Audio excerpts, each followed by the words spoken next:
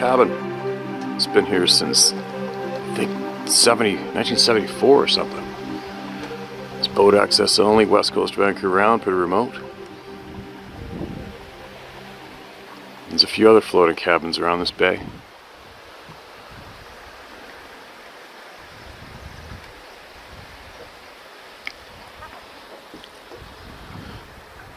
I think it's about 6 o'clock in the morning. We'll see if we can catch a fish today.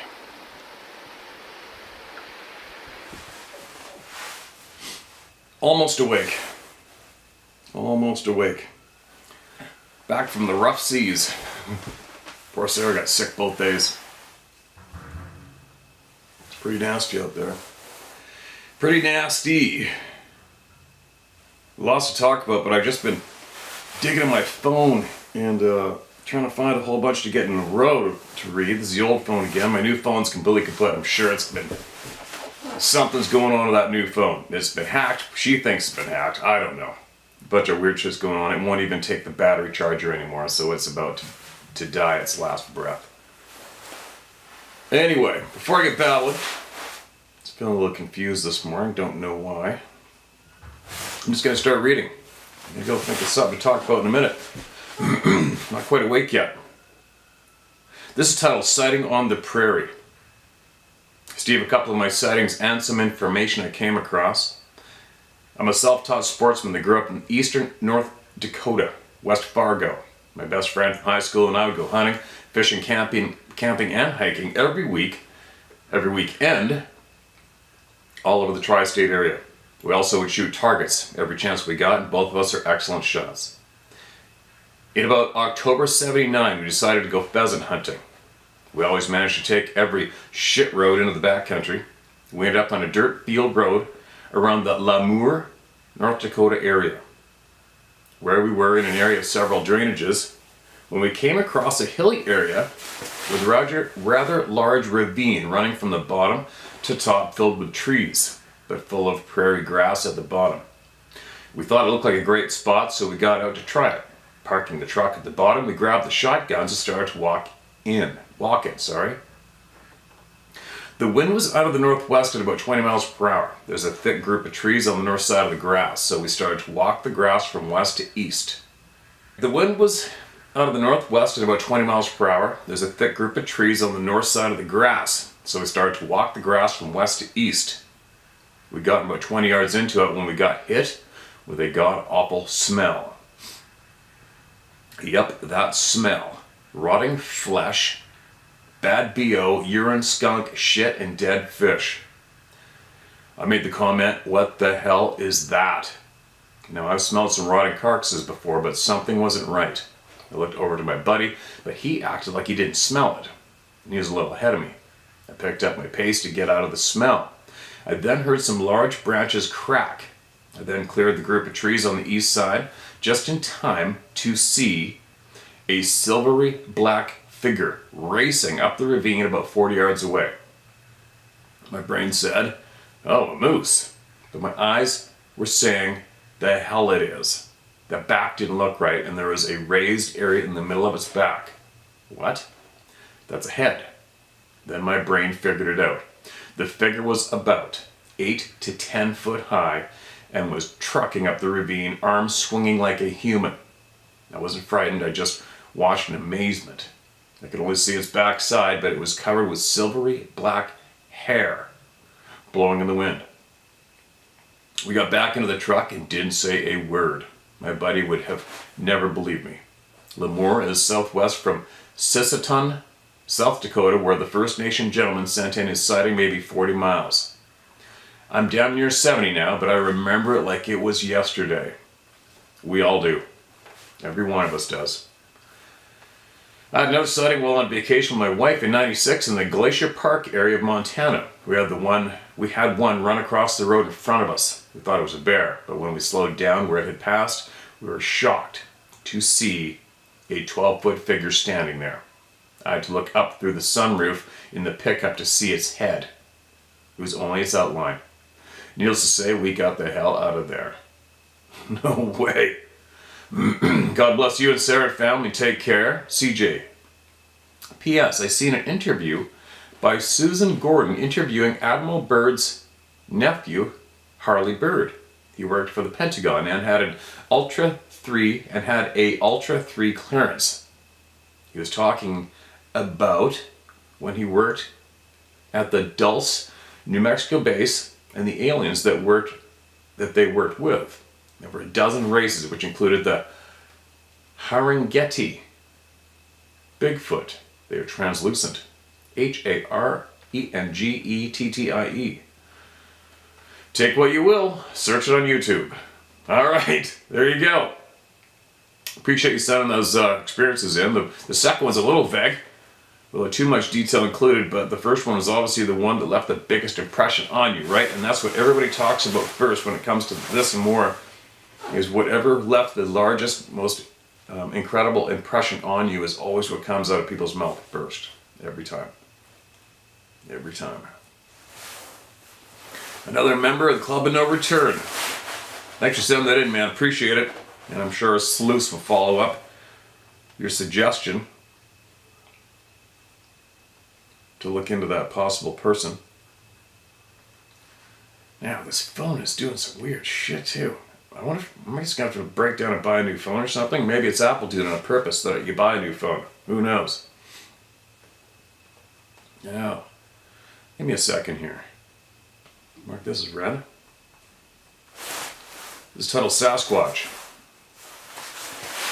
Steve, I'm not asking you to share the below. I just sent it to someone that asked my take on your October video about Sasquatch.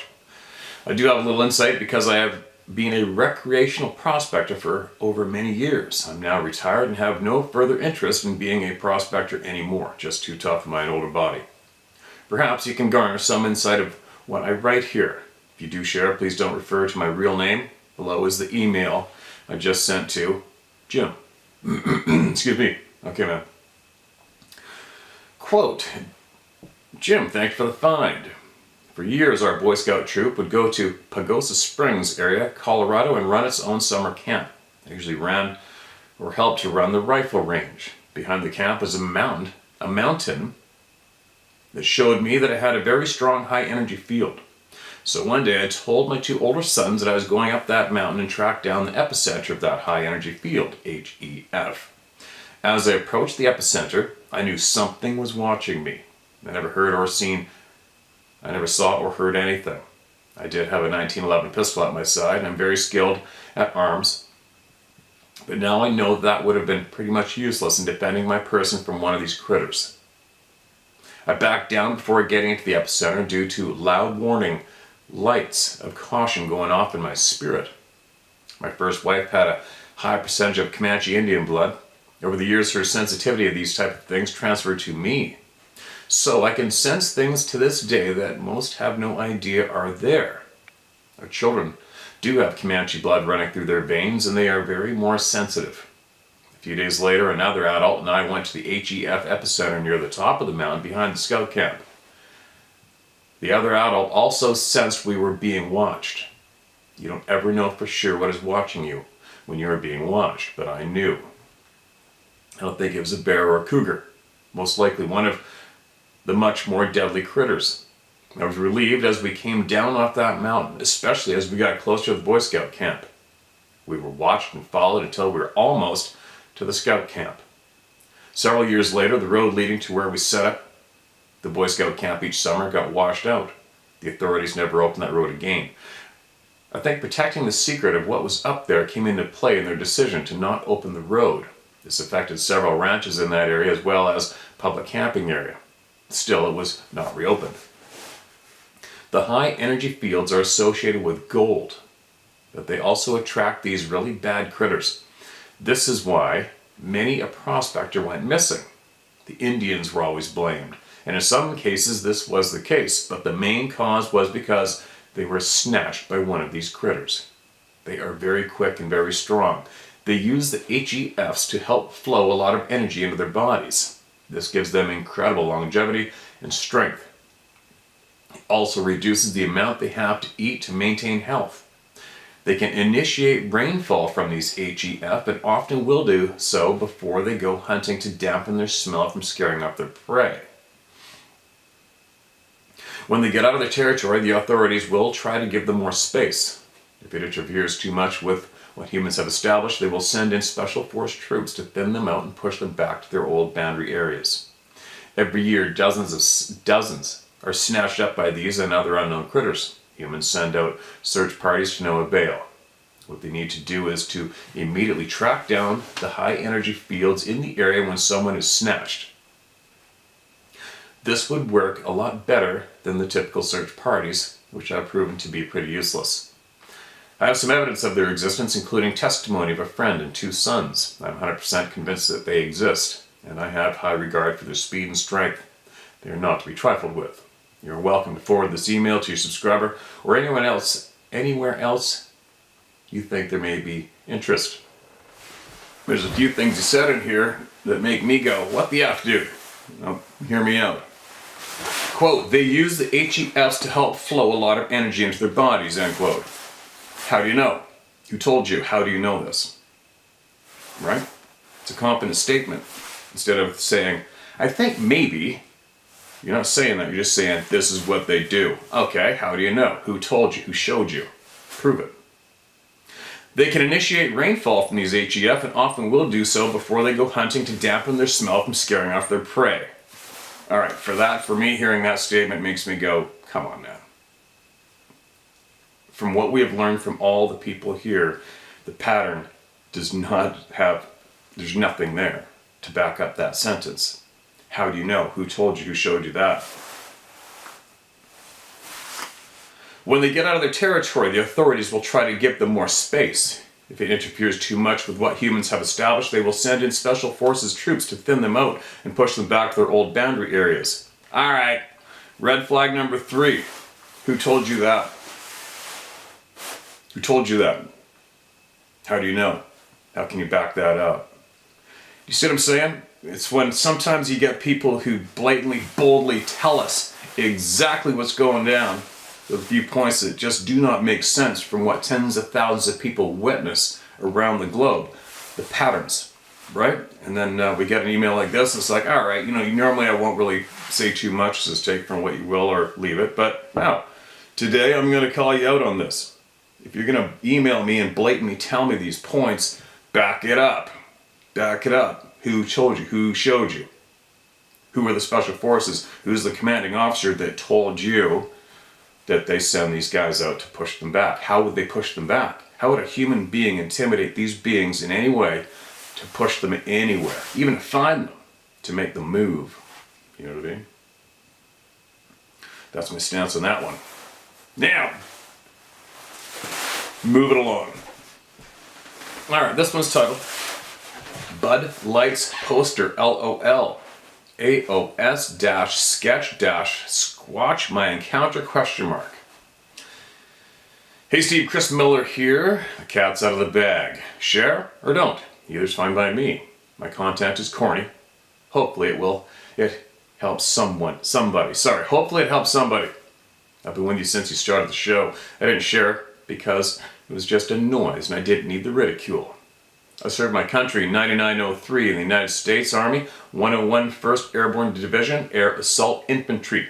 11B, the way to be. No slack. For starters, I don't spook easily. And I am a self-taught survivalist. I saw the shape of the country and decided to move my family to the country to practice my craft. I grew up in foster care and thought I might have to run away from an abusive home my sister and I were in. We were pretty much locked in our rooms when we weren't in school or working, so I had a lot of free time. I would draw or read. On average, I could read 300-page books a week. I read every UFO, Bigfoot book in my high school library. I thought if I ran away, I'd see a Bigfoot, so I better. Fast forward October of 21, I heard a big, long, loud whoop, is how you spelt it, from my front porch at 12:30 at night. It sounded like a tornado siren winding up. I froze for a second and debated on what I should do. I said, I don't care if it kills me, I need to see what made that noise. It scared me like I've never been scared before. I could hear/feel my heartbeat in my ears. So, I bolt off the porch to see one of my favorite outside cats obviously freaked out, looking around. He zeroed in, looking up in a white oak tree. All of a sudden, his head snaps to the right, looking up in another tree 60 yards away. I didn't hear or see anything. He disappeared that night. Fast forward about 2 weeks. My infantry buddy came over to hunt the night before opening morning rifle deer. We stayed up way too late shooting the breeze, 2 a.m. We decided to stay up rather than try to get up 2 hours later. We took out my new German Shepherd puppy while I started to make breakfast. I hear some commotion in my room and figured he tripped coming in. He came in wide-eyed and white as a sheet. He said he heard it and backpedaled in and knocked some things over. I thought he was making fun of me. He sat down and started looking up animal noises. That's when I knew he heard it too. 2 infantry guys hunted opening morning from my shop. I'm not ashamed to say it. I did find the noise on YouTube after logging... What? 2 infantry guys hunted opening morning from my shop. Oh, I get it. I'm not ashamed to say it. I did find the noise on YouTube after logging hundreds of searches. We've been trying to ID it ever since. The video is titled Camera Left in the Woods, 2013 Georgia. We practically live outdoors. I've shared the noise with everyone I came across and nobody can ID it. I started staying up at night to see if I could hear it again. I started drawing Bigfoot ever since. Now I get accused of having a dog in the hunt. I almost let PTSD get me, but I'm good now. I have an open offer to draw what anyone saw for therapeutic purposes / research. I got my best deer last year, a 9-point, and I had a solo. I got the reminder, God didn't give us a spirit of fear, but of power and love and sound mind. I've been scared since. Just so you know, I can't get paid in my content / reels because of the app I use to animate my Bigfoot drawings. I want to switch gears and share survival tips. AOS stands for Art of Survival. P.S. I have photographed a perfect X structure. Heard a wood knock? Uncle Sam Sasquatch pick. Look a little closer. I used to hide something in all my drawings. Also notice the 2020 bat quarter that hit my palm where the news said wet marked and right in the middle of a chain shortage. B.S. I noticed a symbolic pelt hanging behind you. Rhymes with tangerine. Tangerines. Alright, you got me a little confused there, but there's the picture, and that is some... You're pretty skilled at drawing, man. I guess you're locked up in a room with nothing to do. You had a lot of time to practice. That's quite the picture. Wow, very detailed. That's an incredible drawing, man. Anyway, thanks for sending that. You're not the only one to be terrified by the sound. Basically, nearly 100% of everybody is. Now let me save that image now so that I do not forget to frickin' post it. But I've just been too busy, like I know I don't want to sound like a repeating record or a whiny pussy, but I'm just so busy all the time. I don't really have any time to do much in a day. And lately, and when I'm out here doing these, sharing all the voices of all of you, the photos that come into the emails, I read, they're in here in my notes, and they have to be transferred over to my photo album, and then once I get in and get a line again, then I have to remember, and a lot happens between here and there. With Sarah kids, dogs, animals, feeding, and everything I gotta do. And then lately I just keep missing putting the photos in the videos. I apologize. But I'll try to make sure I do today. Even though my day is absolutely stacked. Stacked! But anyway, thanks for sending that in, man. I appreciate it. And I'm sure there will be a lot of people out there that would request you draw for them, for sure. That is a that's quite the skill you got there, man. It's very good. Now, who's next? Man, I seem to be off my game this morning. I don't know what's going on. I'm going to keep going here. This is titled Something Weird. Hi Steve, I'm a long-time subscriber and avid outdoorsman, fishing and hunting and such, and know most of the wildlife that Texas has to offer. I've seen a black panther in the marshes of southeast Texas once. You can call me Sil, S-I-L. I live in central Texas, about 10 miles outside of Austin, near the town of Manor. I've been in Austin years ago. I remember going for lunch, a friend of mine, at this pub. I think it was like a couple tiered pub up on almost like a rock quarry-ish bank. Not a rock quarry, but up on a bank, and then you could overlook this great big lake. I'm sure you know what I'm talking about.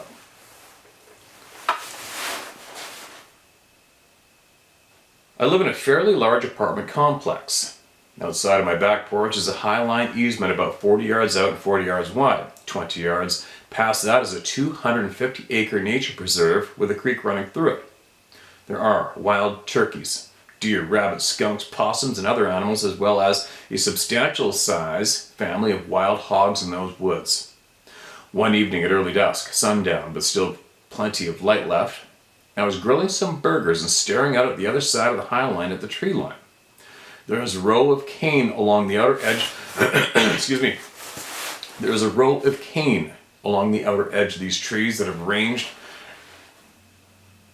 with my rangefinder at 106 yards. I jokingly said aloud, "Come on, Sasquatch, I know you're out there, so just show yourself," end quote.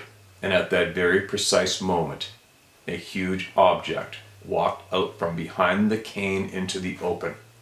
It was about 4 feet tall and 7 to 8 feet long. It walked out about 10 yards and stopped. It surprised me so much that I said loudly, "Oh, wow." That's when it turned around and walked back towards the cane, and I got a good look at it. It looked like a huge boar hog. I guess around maybe 400 to 500 pounds. It was massive compared to the hogs I'd seen out there before. 400 to 500 pound hog is huge. We've weighed them in Alabama by this place 250. And you look at a 250 pound hog and you think it's probably 400 when it's alive. I thought to myself, damn, that's a huge hog. As it walked behind the edge of the cane line, I swear it stood up on its hind legs and walked behind the cane out of sight. It looked exactly like a Bigfoot, Sasquatch, Sabe, or whatever they're called. Just like all the photos and drawings we see as it disappeared into the woods. I was dumbfounded to say the least, and still question my sanity about what I saw. But what I understand after thinking about this is maybe it was some sort of shape-shifting Sabe or something. I don't know. But I do know I saw what looked like a huge wild hog stand up and walk off on its hind legs. I've never heard or seen that happen. I've seen hogs stand up on their hind legs momentarily, but never walk, as this thing did. Anyway, thanks for what you're doing and your quest to spread the knowledge and truth about what's going on out there in the real world. Love your drone shots. Would like to know what drone you use. Also missing Sarah's cooking show, LOL. Sincerely, Sil in Texas. P.S. I'll send you another story from the Saratoga Lights and Ghost Road later because I'm running out of time.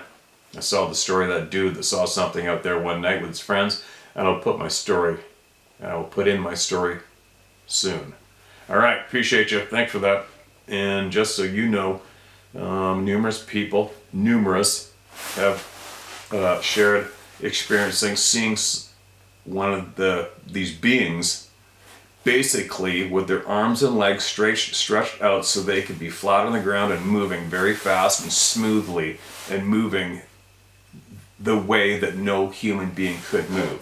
A very awkward style movement, but they do it smooth. It works for them, and we can't do it. So that's what comes to mind when you shared that detail, right? That's what I've heard before many times. And just the fact that the beings moved like that is scared the shit out of them. Besides the being itself, right? Wow. Alright, this seems to be another. Alright, let's see what this is about. I imagine it's an experience. This phone's not very organized, I'll tell you what. Further info on Alaskan trip from previous email. Dear Steve, first of all, I'd like to truly thank you for all that you are doing for us. My name is Lloyd, and you can use it. I don't care one single bit. You're a beacon of this darkness that we're in right now. And I will say this, Steve, that you remind me so much of my own father. He was a very strong man, very opinionated, yet had a lot of love in his heart for his fellow man and for the truth. And he was the one who taught me the love of the outdoors. Unfortunately, I lost him at an early age of 14 when he passed. It's hard to believe it's been 50 years that he's gone. But his memories, just like anyone else whom you might love deeply and sincerely, you will always carry for the rest of your life, and I thank him for what he taught me. He didn't stand for BS, just like you, and he had to be strong because he married my mother, who from her previous marriage had 6 children, and I was the only one of his. But anyway, that's another story, Steve. All right, appreciate that. I'm sure he's still with you every day. Anyway, this is about my Alaskan trip that I took solo. It's back in the early 80s, probably. I've been working for a kennel out in Pennsylvania, and because of my own stupidity got fired. Nobody to blame but myself. Life goes on. Anyway, as I'm driving back through 1,800 miles back to South Dakota, I'm trying to think what I was going to do for the summer. My only option at the time was going back and working at our nursing home in my hometown, and I really dreaded that. I felt like I needed to do something more. So, 2 days later, after getting back to South Dakota, I went up, grabbed my backpack, packed up all my camping gear that I had collected over the last few years, and went down to the bus station here in town. Bought a ticket for Fargo, North Dakota, and $125 in traveler's checks. With all the cash I had with me from there, I hitchhiked all the way to Alaska. Well, needless to say, it is a trip that I will truly remember for the rest of my life.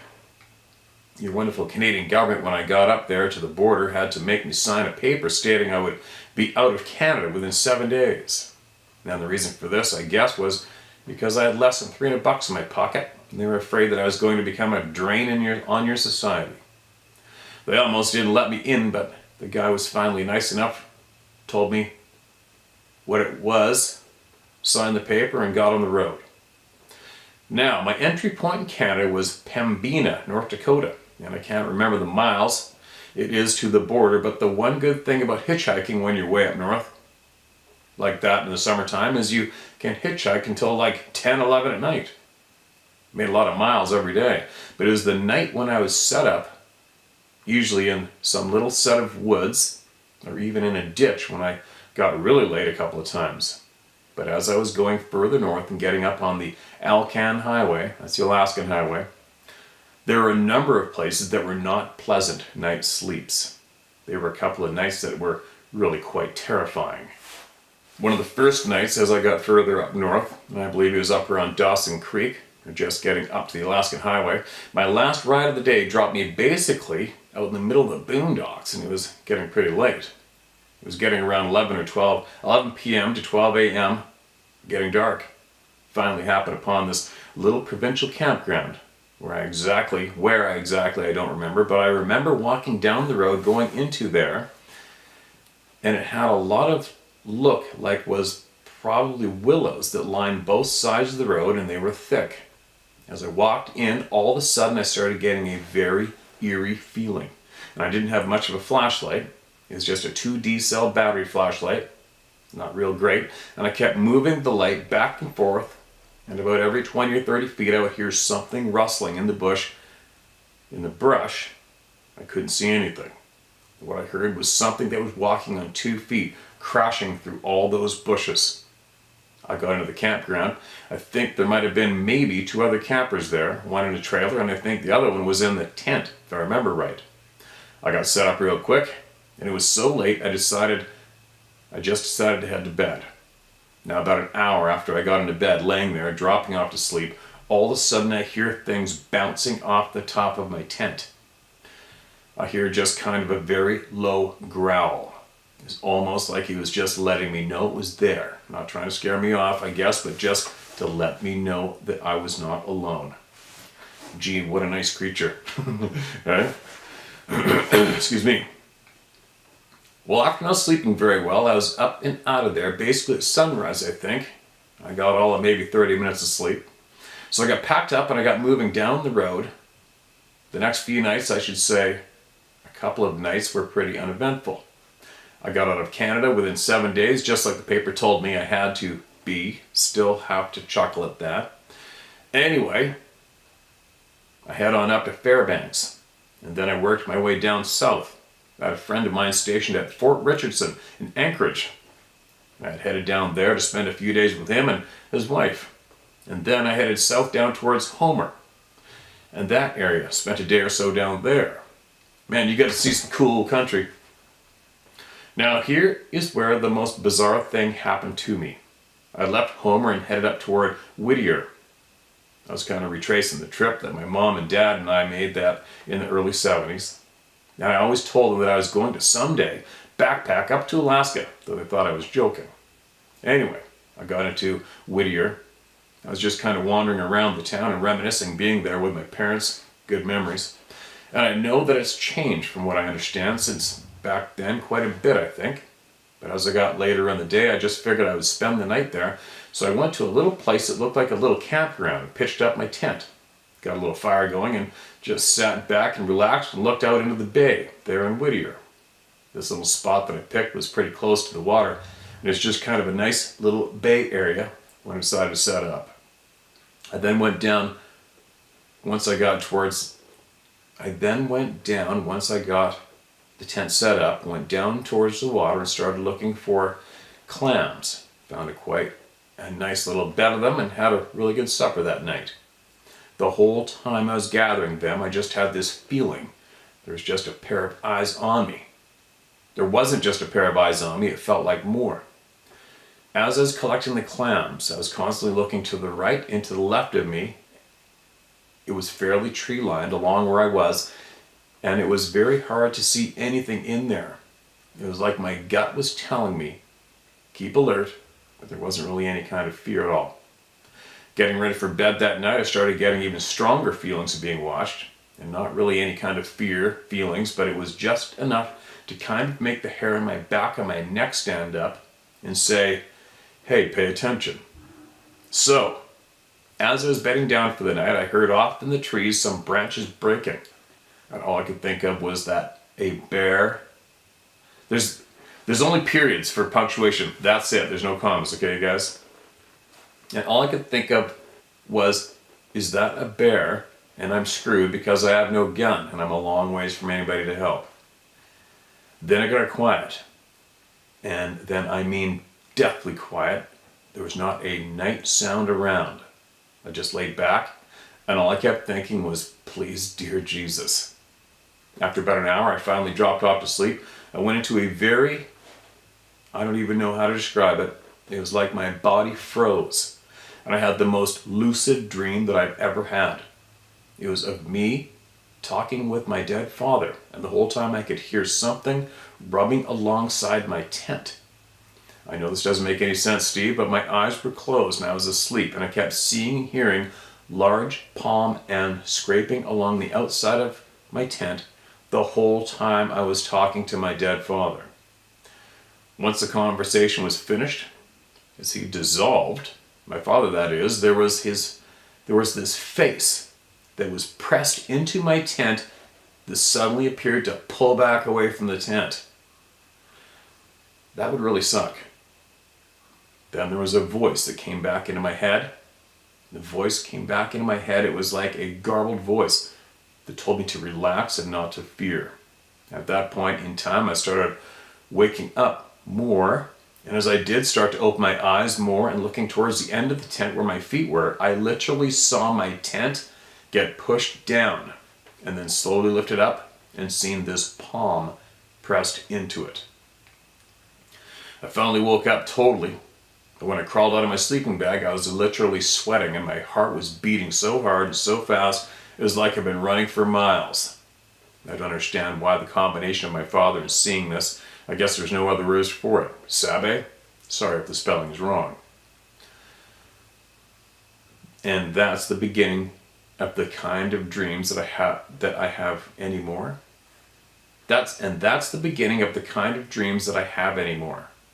They are very vivid dreams, very real. Plus there has been one other time where I've had that kind of a dream of talking with my father. And that one was so bad that it scared the hell out of my ex-wife because I started screaming in my sleep and shot her ass out of bed.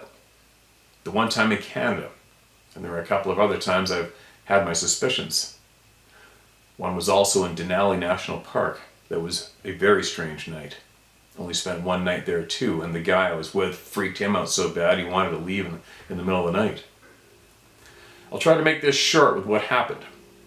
When I got to Denali, I found out that I had to sign up for certain areas I wanted to camp in. And the reason for that, I guess, was because they wouldn't let you into certain areas to camp because of the bear population. And I had to wait for a little while to get someone to go in camping with me. Apparently, they kind of frowned upon people going in solo. It's kind of weird, right? So I met this other backpacker, and he was traveling through Canada and Alaska and being by himself. So we teamed up and got into a little area that was probably about, I'm saying that it was probably at least 30 miles from the main entrance. That's quite a ways.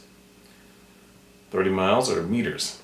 You wrote miles. Everything was pretty uneventful up until nightfall, and as we were once again getting ready to head for bed, we cooked up some supper, but put things away, made everything as bear-proof as we could, lay down in our tents.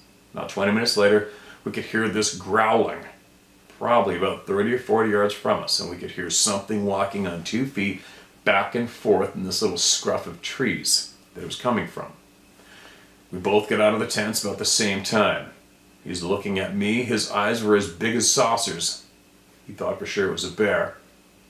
That was kind of my first thoughts too, but when I said to him, no bear walks on 2 feet back and forth like this one's doing, we both just sat down by the fire and we kept listening. And then the pebbles and the rocks started being thrown into the campsite.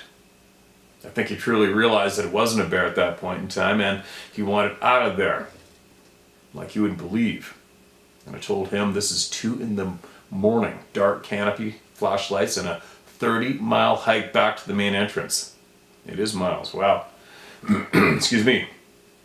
I was able to talk him into just relaxing, although he never really relaxed.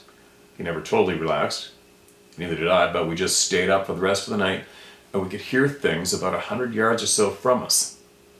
I have a feeling there was more than one there.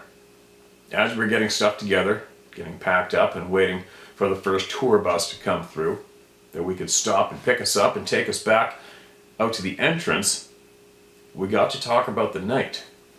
And I flat out told him what I believed it was. And I told him it was a Sasquatch. All he did was just look at me, not say another 5 words the whole way out. And when we got to the entrance, I asked him if I couldn't stay in touch with him to make sure he got home all right. All he did was shake my hand, said thanks for being there, turned around and walked away. Never heard from him again. Anyway, Steve, this is an add-on from my previous email you read. And I believe you read it the day you got back with your little Ruby girl, your adventure dog. Such a cute pup. I'll bet it had a lot of fun on this last adventure. Hope this wasn't too long and the punctuation and grammar was alright for you. We made it. It was great. Thank you again for all that you do, and may God bless you and keep you and your family and your animals in His loving arms always. I too, as many of the others, will stand beside you and fight for the truth and the justice that we and those less fortunate need in this time. Keep up the great work. As soon as I can get a little something extra together, I'm going to be getting either a hat or a t-shirt from you all living on a fixed income. It's a little hard though, but there's always a way. Once again, God bless. Once again, God bless and keep up the fight. Keep the truth flowing, Lloyd. And you too, Lloyd. Appreciate you, man. Appreciate you sending me that and sharing with all the people through me.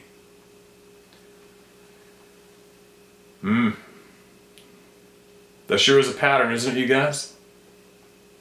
The tent, the face getting pushed into the tent. That would suck. I'd rather just hear something out tapping on my tent than having a blade in your face, a face pressed into your tent. Ugh. I spend a lot of time in tents by myself. Haven't had that happen, but once I go to sleep, it's almost like I'm just submitting. When I'm in the middle of nowhere going to sleep in my tent, it's like you're just submitting. You know what I mean? You close your eyes, go to sleep, and you end up being grateful that you wake up to see another day. In a way, right? The hats and so Sarah had a bit of a cluster with her supplier a little while ago, and there's just a few mishaps with with getting her items on time. So a few people out there may have to wait an extra week, but she got all the stuff out. I think she finally got her items from the people creating them, and she hand shipped them yesterday. All of them. She's up to date. And I just, because I keep forgetting to mention her and what she's doing lately, so put a little shelf up there, and she's put up a couple items that she has in stock, and got me to mention to you guys what's up. So there you go. I shared it. Another thing too is she went to Walmart the other day, and I go through t-shirts like I go through socks. I ruin them all the time, and then I just shred them up and use them for rags in the shop. So I like to get cheap-ish t-shirts, but we noticed yesterday she brought a handful home, and they just hang off you like a curtain. They suck. And I'm like, these suck, man. These suck too much. And she brought them back and brought me another size, and same deal. I'm normally an extra large. She brought me a large back, and they suck. They just hang off you like a curtain. And she's really good at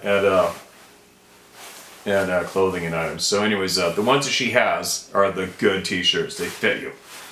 They fit good. They don't hang off you. They make you look like you got guns, right? So anyways, they're good quality shirts and hats that she's got. But I think she's trying her hand at designing things for the ladies out there. And I think she's getting ready to actually move forward on it and make it available too. So there you go. There's some of her goods behind me in the corner. So that's at the howtohuntstore.com, and that's what she does for a living. She's trying to anyway. So I would support her in that. Now,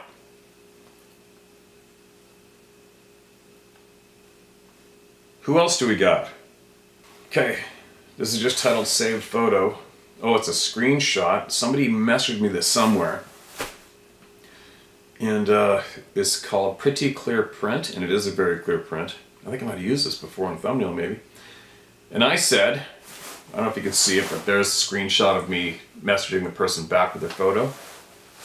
And I said, only one print? No line of them?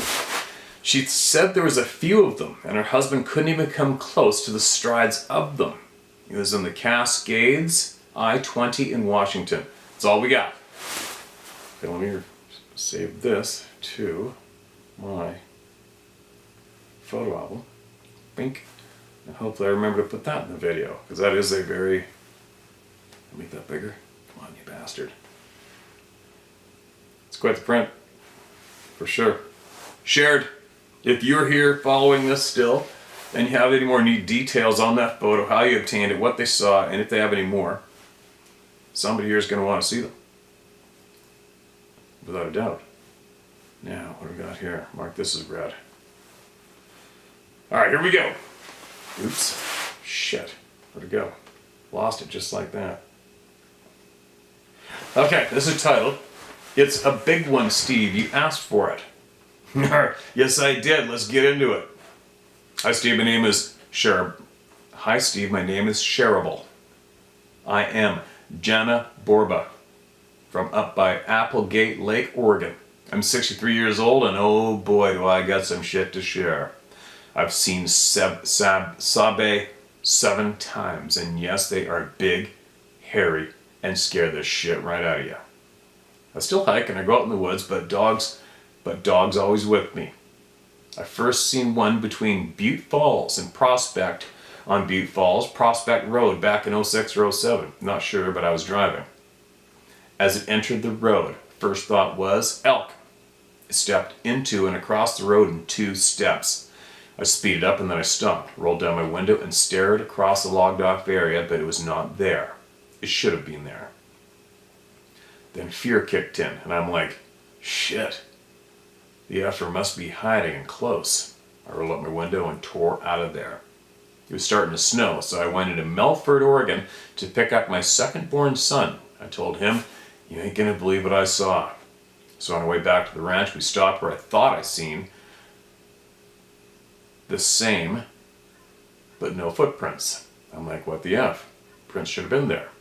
My son's like, are you sure it wasn't a bear? I'm like, hell no, it wasn't a bear. It walked under those limbs there, which were approximately 10 feet high. And I know what a bear looks like. It was about 9 feet tall, long arms, hairy, and walked on 2 legs. I doubted myself, then told myself, you know what your eyes seen. But nobody's going to believe me. Who cares if they believe me? I've seen a Sasquatch. They are real. Okay, nothing else seen besides normal animals in the woods for years, thank God. Previous years, I've seen what your viewers say is the predator. Shit, I thought my eyes were going bad. The trees had a ripple effect, but my boyfriend's seen it too. That was up here behind Applegate Lake while camping. Not sure of years, so I'll say 98, 99. We didn't think much more of it. Also, as a small kid around 8 to 9 years old near Truckee, California, Truckee, California, my sister yelled, "Bear, run!" Bunch of kids and we all ran. But before running, I looked where my sister was pointing and seen a big, hairy thing standing on a hill we just came down from. Assumed bear, so we all ran. But now looking back, it couldn't have been a bear because if it was 9 or 10 feet tall. As it stood between a broken tree and a boulder, between a broken tree and a boulder we used to climb on. No bears that big. Okay, here's the topper. 2 years ago, I meet my boyfriend I'm now with, and he had to go to Portland to see doctors. I had a girlfriend who came up for a couple nights, but had to leave. So I decided to pull out the night vision and look across the road for bear, or cougar, or anything else like night animals, when a very large, very big hare creature ran down the middle of the road, taking up the whole view of my binoculars.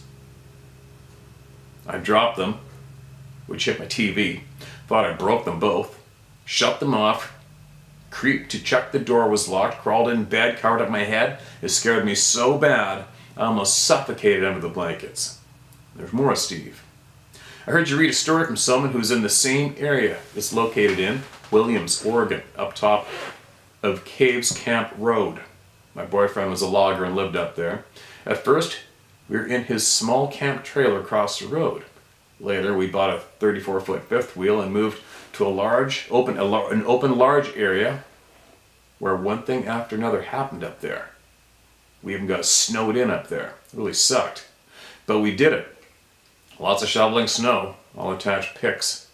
We heard screams, branches breaking with no wind, bare footprints in the snow, gravel thrown at the front of the fifth wheel, a small tent-like structure across the road, language which sounded exactly like the Sierra sounds. Found madrone branch way far from the tree it came from. But still, my boyfriend would work on his truck after dark. Until we had moved to Lone Creek Road off Caves Camp behind a BLM locked gate, which was on far from where we were, but this place was really the topper.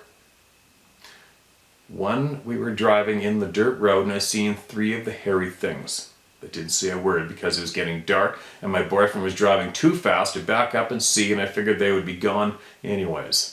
2 big ones, 1 small one standing in front of the 2 big ones. One was really big, other one looked like it had no neck, a wider head. One in front looked like an Ewok. Then one early evening, we were going up to camp and my boyfriend hit the brakes hard and started backing up. I said, "What did you see?" I didn't want to look, but there it was, walking up the steep, steep mountain looking back at us. He's like, "What the F? That's a Sasquatch." See? I told you they're real. You know, Steve, he admitted that he didn't doubt me, but really didn't believe until he seen it himself with his own eyes. I guess that's what it takes for people to believe they're real. Again, same road, early evening, I yelled, "Stop!" I quickly jumped out of the truck, looked over the bank, it was gone. A very tall red one, skinny one. It was moving very fast, and within 30 seconds of me yelling stop and jumping out, it was gone that fast. I before wanted to see one, get a picture. Not now. Hell no. They are way big. They are way big and way scary. Okay, the same area, we both heard all the sounds stop several times. There's a creek right behind us that we got water from. Swift water that ran under the dirt road behind us. It ended in a dead end. We once were walking out to shut off the generator. All of a sudden, no sound. We hurried back inside and said to each other, what the F just happened? The creak was super loud but suddenly silent. This happened several times while we were inside. One evening as my boyfriend was come back from shutting off the generator, his blue heeler was cowered under the fifth wheel steps shaking. This is the dog I forced my boyfriend to take outside with him in the dark because the dog never left his side. Chased bear, cougar, balls of steel. Nurtured, by the way, LOL. But for some reason he ran and hid. This was before my boyfriend seen the big hairy, of course. And after seeing it, he didn't go out after dark anymore, LOL. I still like hiking by myself. Besides dogs, my wooden staffs I made. We even had chickens. I used to say out loud, don't you hurt my chickens or I'll hurt you. You know what, Steve? Nothing bothered our chickens until we moved here. Damn fox killed my last 2 roosters. I gave my big one to a lady in Caves Junction, a vegetarian, LOL. All 3 were barred rock roosters. Nice chickens. I'm so happy to be away from Caves Camp area because it's Sasquatch Central. I could feel them when they're around. We all can. I think most of us can. I shouldn't say we all can. My border collie even bolted on us as we hiked once up the mountain where they're a very large structure. There is no man's land and hella steep. Hope I got footprints still on the phone, but I don't care about getting pictures anymore. Damn things are real and too scary.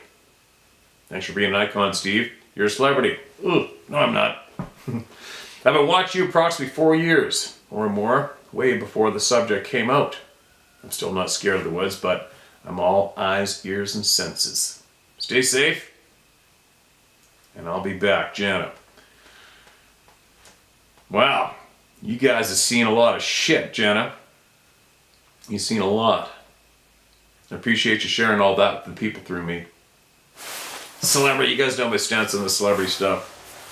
I'm not being a dick, I'm just saying, it's just the celebrity word makes me cringe because celebrities make me cringe. Celebrity. We are all one. We are all one. We're all here together, and we are all we got. It's each other. That's it. Now, I hope her mentioning all those names of places helps somebody out there, right? Let's hope so. And if you have been around those same places and had some kind of similar experiences, and you want to get up your chest, you know what to do, right? Share my story at howtohunt.com. Let's keep this ball rolling. Another one. This is titled, Looks Human. Said basically everybody. Hey Steve. Jack Willis, back at you with a photo I took standing in a hayfield about 60 yards from the perp. The grass you can see in the field is hitting me right about my chest. And the perp is not on a ridge. And he is a good 5 or 6 feet above me because I'm 6 foot tall. Yes, he was watching my wife load up some metal that was to be recycled. And I was there the day before by myself cutting up some of the metal. And I kept hearing whistles in that tree line and felt like I had 10 sets of eyes on me. Plumb spooky. But I came around a trailer. My wife was loading on my trailer. And I seen movement back in that tree line. So I turned around and went back around the trailer, out of the perp's sight, and dug my phone out. There's no punctuation at all. I'll get through it. We'll get through it. Dug my phone out of my pocket and popped back around that trailer and squeezed off a photo and hid my phone immediately behind my back and got this sabe. Watching. Carrie, my wife, loading the last pieces of scrap on the trailer. But if you zoom in on center of photo, you can see a 10-foot human face. I have to go back to this place outside of Castle Rock, Washington State. There are bad things going on with the aliens docking in the hills and mountains and our lakes. So be careful, Steve. And you may want to get a GPS beacon on you, just for Sarah, in case you're a day late getting home. It can't hurt. ND is smart, and I know you don't have empathy on stupid, so be careful. And yes, you can use my name, Jack Willis. a record holder in kills in many categories. Steve P. Sir. All right, here we go. 10 feet tall, center, human face. Oh, look at that. It does look like there might be something there. Oh. There you go. Another photo of something. Sure looks like something, doesn't it? It looks a lot like what I took. I got a photo of in the similar kind of leaves back here in the back 40. It'd be funny, wondered one day, I was sitting there wondering the other day, we were basically in the middle of nowhere. I was attempting to go get my trail cameras again, which are in the middle of frickin' nowhere, and I've only been there twice with two of my buddies who are loggers. And I wasn't driving, so I'm just looking out the window, looking around like a dog, right? On a road trip, so I didn't really take note of too many of the details of where to turn. But now I look back, I mean, it was like once you leave Bamfield, it's about a 25-kilometer run, and then hang a right, and then go downhill, and then you come to about 2 or 3 other turns. You got to stay straight, cross the river, and then it comes to a Y, and then you hang a right, go another 4 kilometers. And it was absolutely pouring rain. Sarah, both of us are basically zombies from 3 days of all these characters on the floating cabin, and then and starving. And I came to another big Y, and I'm like, okay, I can't do this anymore. I'm going to go back and try again later. And then we backed out of there and bashed our way home on that nasty ass road.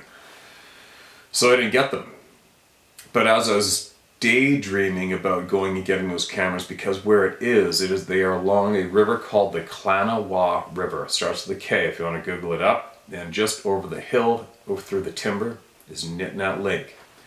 And also the Carmana. It starts with the C, Carmana, is very near there too. And some native friends of mine at Bamfield have had numerous experiences with these beings along the Klanawa area while hunting.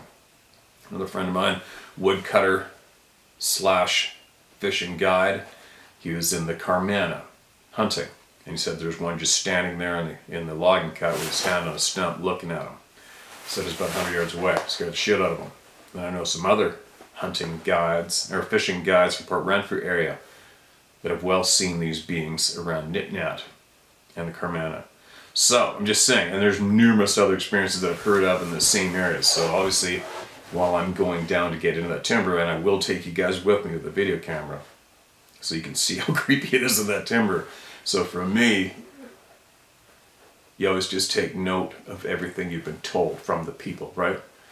And note taken when I go there. And we put the cameras there last October. And this big tree fell down with the root ball up, and that root ball was probably 14 feet high. It's a big one. And I jammed that camera right into the root ball, because right there was this incredible trail, pounded with elk, Roosevelt elk. So we put that one in there, and then we tried to follow that trail into the timber, which has never been logged before. And the trails in there were incredible. The elk sign was incredible. And the moving was, once you got back to that initial blast of thick shit, the trails between there and the river were just incredible. The timber was open, fairly open. I'll take you there when I go get the cameras. I think in a couple days, I hope. And then the other cameras in there on the trail. But anyways, getting back to my main point was, I was daydreaming as we were driving along thinking, I wonder if one day, somebody, something is just going to stand up. Here I am. Let her rip. Take all the pictures you want and stand there proud with a matter-of-fact look on their face and just go ahead. This is me. This is who we are. This is what I am. Take my picture and share it with your people. Or a video camera, you know what I mean? I wonder if that'll ever finally happen.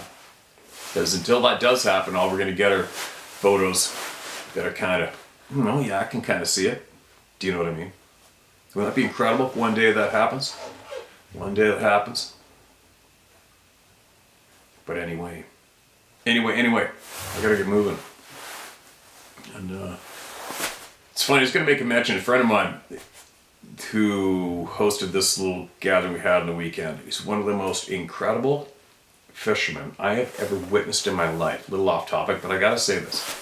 And he's definitely not internet oriented, but logger, lifelong logger, hunting guide, fishing guide. And I've never seen anybody catch fish like this in my life. Like I like to say that I will catch fish each time we go, but yeah, we'll get to a spot. Hello? Whew, full on interruption there. Sarah came in and said I've been gone an hour and a half. What? Weird. Definitely wasn't on my game when I first started recording, but that's kind of odd. But anyway, we had to take off right away. I lost track of time. Wasn't really on my game this morning when I first started recording. But anyway, what I was talking about was my buddy, Jody Thompson, who's got the Trophy Hunter charters. And how ridiculous of a fish catching machine that dude is. He's a lifelong logging contractor, hunting guide, fishing guide. And his boat is probably one of the larger guide boats around. And this is what honestly happens. I gotta share this. So we'll go to a spot. It's usually his boat, my boat, another friend of ours. 2 or 3 of us. And we'll usually go fish the same spot. And you start at either end of the tack, which is which way you go one-way trolling, or this way along the shoreline. And it's ridiculous. We'll get in there, I'll put the gear in, I'll see him way up there, he's got the gear and he's making his first tack, I go up there, I haven't even had a sniff on the hook yet, and every time be like, oh, bonked one, had 3 on. Like, what? Every time. Another time last summer, example, we're at this other point, bit of lumpy out. And I'm going back and forth and back and forth and back and forth. Maybe getting a bite here, a small one there, whatever. Every time I look at him, he's got 1 or 2 on. It's like, what the hell is going on? It's amazing to watch. And same as this past weekend, same deal. I followed him out in the morning, because he knew the route through all these islands I hadn't been through before, so I followed him out. Threw down the gear in the same spot, boom! He's got one on, then another, then another. It's amazing to watch. I love watching people who are absolutely skilled at what they're passionate about. I love it. It doesn't matter what the skill is. I just love watching people who have mastered their craft. I really love watching that. And it's good to watch him. But anyways, that is who I built the website for, to give him a hand. And he's not much of an online promoter or presence, so I'm going to give a little bit of a shout out here and see if we can at least get some more traffic to his website anyways. But I would strongly suggest you take this guy up on fishing if you ever get the chance. And especially for tuna in British Columbia. He is the tuna king as well. And that's trophyhuntercharters.com. I'll put up a link here for the hell of it. At least get a little bit of traffic going to his new website, right? Anyway, that's all I got to say today. I'm a little late getting this up online, but at least I'm getting one delivered to you guys today, and some more voices heard. It'll be a lot more heard. My newer phone is completely toast. I don't know why. It won't charge, period. I've tried 4 different cords with it. It's not going to do it. It's, that phone's hooped. I might even get a new phone number, maybe. Something going on there. It's really odd. Anyway, got to get going. Actually got more chairs. It's another leap in the right direction for this room and getting people here. I've got the chairs now. It's got to get a table. And what else? Quick more note, I'll ramble on a little more. We bought the Starlink internet because it was like 50% off the equipment. And Sarah explained to me that I could use it anywhere. And I thought, oh, well, that might be kind of cool. Maybe I'll take it, I can take it hunting in the remote middle of nowhere and live stream from the middle of nowhere. She said anywhere, to work anywhere. So we got that. And now I got to be getting that going. I might even use it out here because the internet cables that I ran from the house to here, it's not working. I have to dig that cable up. Of course, right? Or do I just use the Starlink out of here? I don't know, we'll see. Anyway, that's all I got to babble about now. Onward, upward, back with much, much more soon. More voices heard, more knowledge shared. I didn't get an email out to Melba the other day. I guess I better get that out again and do some more learning. Anyway, don't stop sharing what you know, what you've seen. Don't be scared to do it. Share my story, howtohunt.com. Yeah, I'll bite my lip now because I got a lot to talk about, but I'll be back later on.